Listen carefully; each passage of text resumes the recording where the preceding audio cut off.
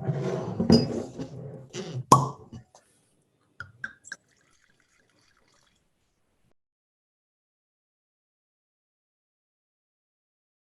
James, How are you guys? good and you? Great. How's the harvest shaping up? Um, we actually it's good. The harvest looks well, and we have had a little bit of drought, so we are hoping, crossing our fingers, to get some water. Like right now, it should be this week, next week should be great. That will help us to continue the ripening till October. And if it happens like that, it will be a great vintage. I actually tasted all your wines last week, Okay. but before them, and I really enjoyed them. I thought they really had beautiful balance this year. Um, Tell me about your thoughts about 2018 in Rioja and your area in general. 18 vintage is it's a cold vintage. It's a vintage that we had a lot of rains in during winter. We had a few. I mean, during springtime we have a few showers. We suffer a little bit of mildew, but nothing crazy. And then we got a warm summer, so that helped a little bit to keep ripening to help us to get to a good ripening of the grapes. And then it was also a slightly cold September. So from there that we get all these fresh, elegant, red fruit aromas that with a great balance and a lot of tension. Yeah, the wines have this nice balance to it, and they really the tannins are very in line, and there's a nice harmony. Do you think that they'll age very well, the 18s? Because in a way, you taste it, it's like, wow, this is so good now. Well, first, for us, a wine that ages needs to be drinkable when it's young. That's Yeah, a I little agree. bit our idea. But yes, I think like probably we don't. I mean, yeah, I mean, yes, they will age because that the tannins are ripened, the wines are great, they have a slightly higher acidity. So yeah, I mean, I'm pretty sure they will age. What vintage would you compare 18 to, like recent vintages then? In a sort of way, but with a better balance, 2008. 2008, okay. But And more, how would you compare it to, say, 16 or 15? well, 15 was a warm vintage. Yeah, some richer and Richer, more ripe, like riper. Yeah, more on the black fruit aromas. Is more like on that sweetness of ripened vintages. Pretty much, I will compare 15 with 19, for example. And then 16, the difference with the 16, it was a warm year, but what vintage 16 had was a super high yields. So that created that cold stylish, like colder vintage, but actually it was a warm vintage. But it was a super high productive year. So we end up harvesting quite late, but at the same time we had all that fresh ripened aromas, fresh aromas because it took longer to get to ripening because of that excess of harvest or production.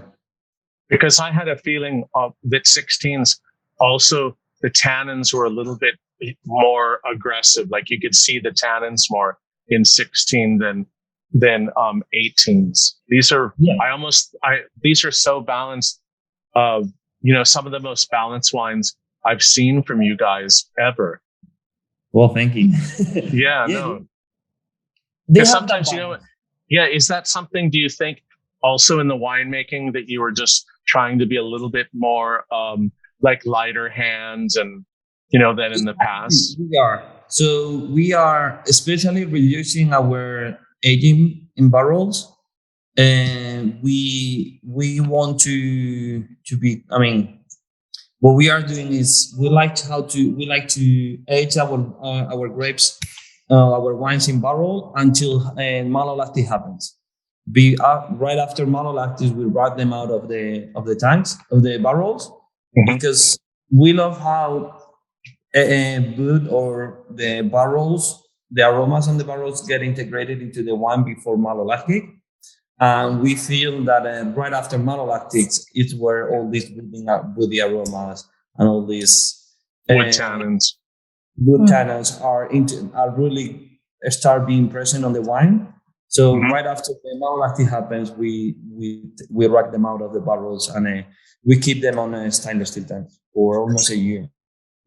Oh my God! So you're not aging them at, like, when would that be normally? When do you finish Malo? Depending on the single on the vineyards and on the vintages, but between 6 and 9 months. So okay, so you don't inoculate; it's natural Malo. So we do natural yeast natural Malo. So what it happens is, because we normally end of October in November. Normally fermentations ends in November. So we rack them into the barrels directly. Because it's cold enough, the temperatures drops quite easily. And we don't let the bacteria to start fermenting during the malolactic. We add a little bit of sulfate, but like 3 milligrams. And we hold them with that low sulfate until springtime. It's just when the temperatures starts going up and the wine goes up also with the on temperature, and suddenly this happens. We never know when it will happen, but it's always between May and July. Let's say that's normally when it happens. When did you start? I can't remember. I was there at the winery about 3 years ago. No, let's see, 2 years ago. Yes. Like, it seems like forever since I haven't traveled for 18 months. But anyway, it's not that long ago. And I can't remember if you guys were saying already that was the policy you were doing, was just after Malo. We started with this change in 2016 vintage. Okay.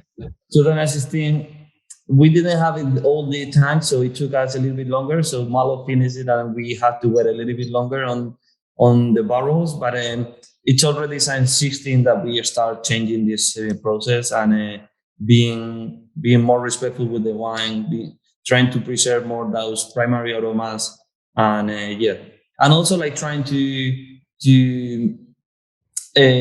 when we decide to rack them out of the skins. It's also one point which is important. I'm trying to be more like fluid and more easy drinking, and having that approachability that it's something that I think like it's a market, but it's everybody's taste that is changing. And no, but I'm honest. I laughed because I remember, like, do you remember your wines 10 years ago? Like, you would taste them and you're like, when is this going to be? And they weren't big, huge, but they were very tannic. Now, and now you taste your wines. It's like, if you want to make comparisons, it's like, Burgundy now. It's really, just fresh and really fine tannins and like really grape tannins. And you can see the differences in all the different crus. And I think that's really exciting. But it's also because it's the way to let the vineyards express themselves. If we over-extract, if we get super tonic wines, then all of you standardize a little bit the different soils. Totally. So it's a process of learning and knowing how to let these guys or the vines to express themselves. So because also, but now it seems like ages ago. But when Spain, not necessarily you, but a lot of people, it's so interesting what you say, like standardize their wines through like 200% new wood, over extraction, picking late, just about everything to mask the real quality of the vineyards. But it was also because we had in mind that wines were produced to be able to age. And everybody has taught us that tannins are preservants, and we need to get a really good structure in order to be able to age. So, but because we wanted the wines to be able to age, and we didn't realize that even without super extracting that, wines are capable of aging. I always say that for me, a capacity of aging is a matter of balance, not a matter of quantity. And balance if you find the balance on the wine will age. For sure. Totally. And so back to 18, is there any wine that you're particular? I have most of the wines here in a glass, but is there anything that you were particularly proud of this year? Of course, the PISON was fantastic, but are there other wines that you thought really stood out in 18? I like La POZA. Let me see. I think, La POZA had this sort of dusty tannin to it, like in a good sense. It was different, very different than the other wines with that quality of tannins. We are, proud. Probably we are proud of the vineyard. It's a vineyard that behaves super well on cold vintages. So La POZA, it's a vineyard that it's facing west. So it's a super deep lime soils with a good amount of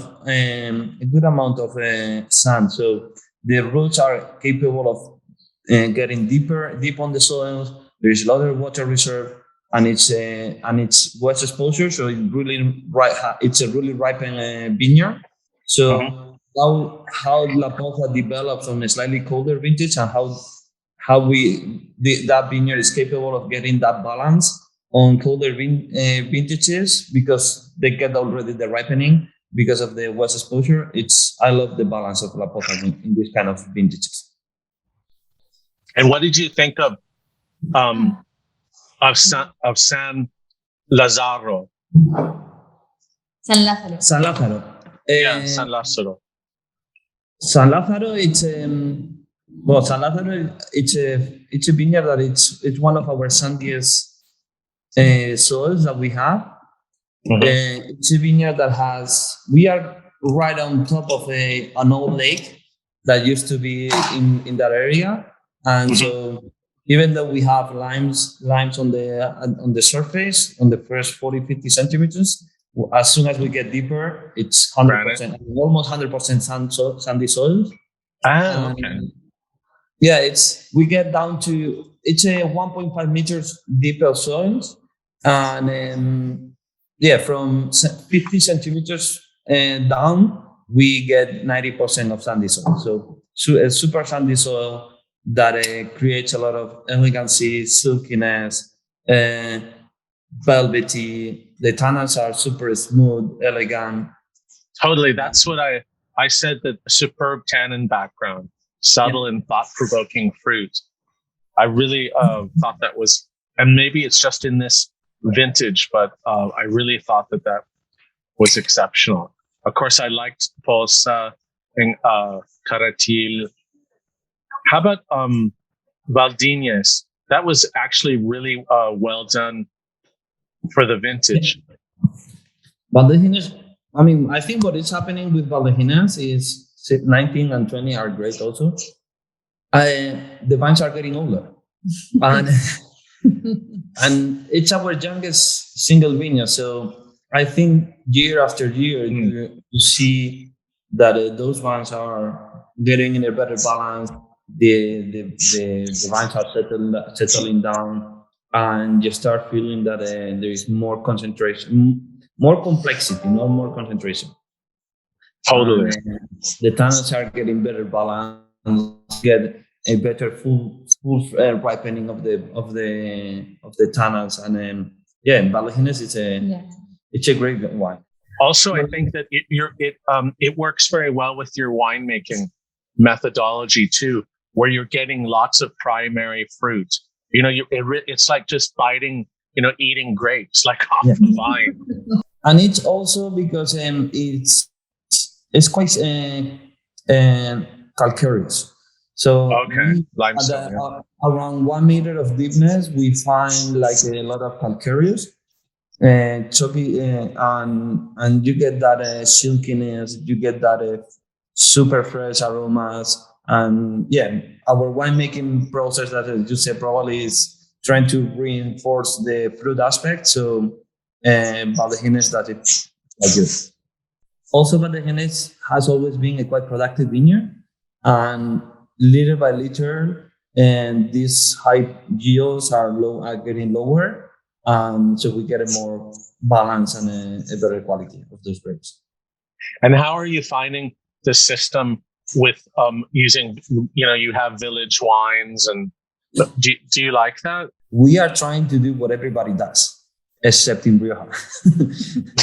it's like, I don't know, I like to compare Rome Valley, but when you go to northern Rome and you get you start like CARRETIL, GARNACHA, and Hermitas, they are doing villages, and then some of them are doing single vineyards. So, and we can go to many different, in Italy, in Piemonte, and with Barolos and Barbarescos, they are doing the same. They do Barolos, and they do single vineyards. So I think that this is what everybody is trying to do, and we feel so comfortable of trying to express what we have in this village, which is La Guardia, in our villages, La Guardia and El Villar, trying to express that, and then trying to find also those unique areas or plots that creates different ones. So you see the differences as well. And if you've been to the vineyards, you can see, like you said, San Lazaro is a flat vineyard. It's hotter, but still has its own character. Pison is much more like linear, structured blue fruits. Everything has, different qualities or personalities. And that's really based on the unique terroir and the unique place where the grapes come from, which is really exciting. Listen, before I head off, one other thing was I really thought that your Garnacha from Navarra was really, really. Santa Cruz 18, it's amazing. Isn't it? I'm like, because I was just tasting it blind and I didn't look at the appellation. And I go, hold on, that's their wine from Navarra. That was nuts. It's 18. I don't know. It's hard even for us to understand what happened, but we have never been able to produce that quality ever in Navarra. It's so balanced, so elegant. It's beautiful. It has complexity, but it's Grenache, so it's super easy to drink. And I know that's probably the biggest surprise for us. Not on quality, because for sure El Pison and other wines are better, but being Santa Cruz, it's amazing. Just the purity and the finish. I'm tasting it now. Yeah, that is really something. Yeah. So well done on that. I hope you can keep that going. And how much does the wine sell for? It's very good price, no? Retail price, well, in Spain, 45, yes. 45, okay. And how old are the Garnacha vines? We don't really know. This is maybe the oldest. Yeah, probably it's one of our oldest vineyards. This was owned by an old couple that suddenly they passed away a while ago. But they were over 90 years old when they passed away. And they were saying that this couple had all his life been working on that vineyard. And they were saying that when they were young, those vines were already old. But at the same time, they have American rootstock. So I guess we always get that we were planting between 1910 and 1915. Phylloxera came around that time to Navarra. Let's say that they were planted right after that. So 1910, 1915, it's when these vineyards were planted. Wow. Yeah, so around 100 years. It's it's a wonderful wine. And really, when you taste it, you just want to drink it. Yeah. You're just sort of thinking about it. And you don't need to, that's it. It's great, it's complex, but you don't need to think how complex it is. You just want to drink it. Yeah. Right now. Okay, listen, I got to head off, but thank you so much. It was good to catch up, but send my best to your parents and your sister, and look forward to see you soon. And good luck with the harvest.